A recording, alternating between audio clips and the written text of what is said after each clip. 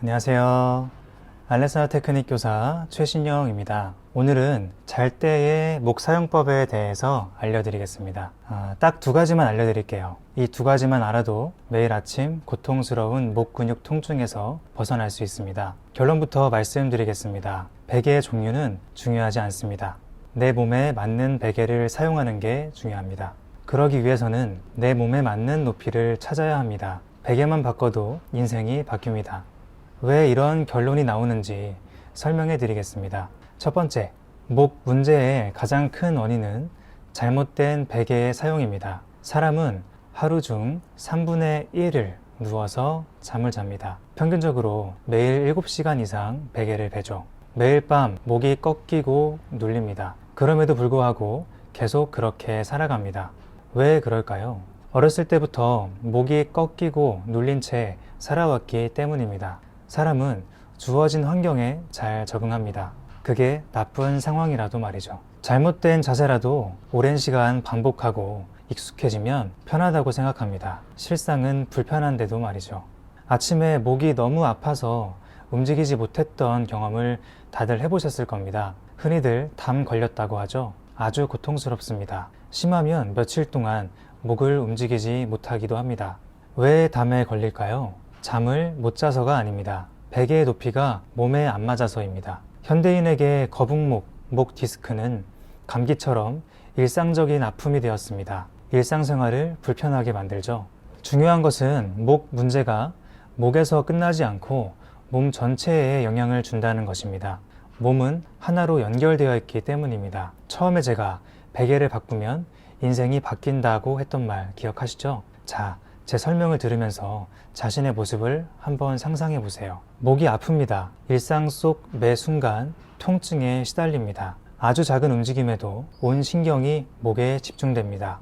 자연스럽게 온몸에 힘이 들어갑니다. 몸 전체가 수축되고 긴장됩니다. 이로 인해서 숨이 잘 안 쉬어집니다. 밤에 숙면을 취하지 못하게 됩니다. 때문에 항상 피곤하고 힘이 안 납니다. 일상과 일에 의욕이 안 생기고 만사가 귀찮아집니다. 신경이 예민해지고 마음의 여유가 사라집니다. 가족, 연인, 친구, 동료, 고객과의 거리가 멀어지게 됩니다. 결과적으로 당신의 직업이 무엇이든 간에 당신이 되고 싶은 사람이 되기가 어려울 것입니다. 이렇듯 잘못된 사용으로 생긴 일부분의 문제는 나와 내 삶을 방해합니다. 마치 덫에 걸린 사슴과도 같습니다. 목에 걸린 덫으로 인해서 서서히 죽어가죠. 사슴이 살 방법은 세 가지입니다. 애초에 덫임을 알고 피하거나, 덫에서 운 좋게 벗어나거나, 누군가가 덫에서 사슴을 구해주거나. 사람에게는 베개가 덫이 될 수도 있습니다. 자세를 바꾸면 인생이 바뀐다라는 말이 있죠. 이 말은 허풍이 아닙니다. 누웠을 때 머리의 높이만 바꿔도 인생이 달라질 수 있습니다. 저는 머리가 앞뒤로 넓어서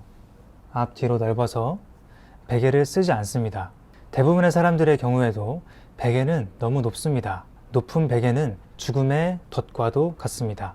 자신에게 맞는 높이를 찾아보세요. 두 번째, 무의식적으로 하는 행동들이 문제를 만듭니다. 대부분 베개를 사용하는 것을 당연하게 생각할 것입니다. 잘 때는 베개를 베고 자야지. 거북목 베개를 베고 자면 내 거북목이 사라질 거야. 마약 베개를 베고 자면 꿀잠을 잘 수 있을 거야. 이렇게 베개를 무의식적이고 무분별하게 사용합니다.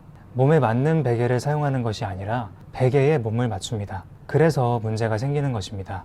어느 정도의 높이가 내 몸에 맞는지는 전혀 고려하지 않습니다. 이러한 문제는 결코 잘 때만의 문제가 아닙니다. 베개만의 문제가 아닙니다. 우리의 일상 안에서 극히 일부분에 불과합니다. 앉기, 서기, 걷기 등 일상의 모든 몸의 사용이 모든 문제의 원인입니다. 의자, 책상, 스마트폰, 자동차 등 일상의 모든 물건들이 모든 문제의 원인입니다. 여러분의 일상의 모든 순간, 모든 생각, 모든 자세, 모든 움직임에 분별력이 있어야 합니다. 지금 여러분의 사용이 잘못된 것인지 올바른 것인지 구분할 줄 알아야 합니다. 그리고 올바른 방법으로 의식적으로 자신을 잘 사용할 줄 알아야 합니다. 사람들은 너무나 무의식적으로 살아갑니다. 자신의 몸에 대해서 모르고 살아갑니다. 그래서 잘 못 사용하고 있습니다. 이것은 개인의 문제라기보다 교육의 문제입니다. 부모는 자신의 아기가 얌전히 있기를 바랍니다. 그래서 의자에 앉혀두고 스마트폰을 주죠. 아기의 척추가 부자연스럽게 변하는 것은 생각하지 못합니다. 선생님들은 학생들이 의자에 가만히 앉아서 오랫동안 얌전히 공부하기를 바랍니다.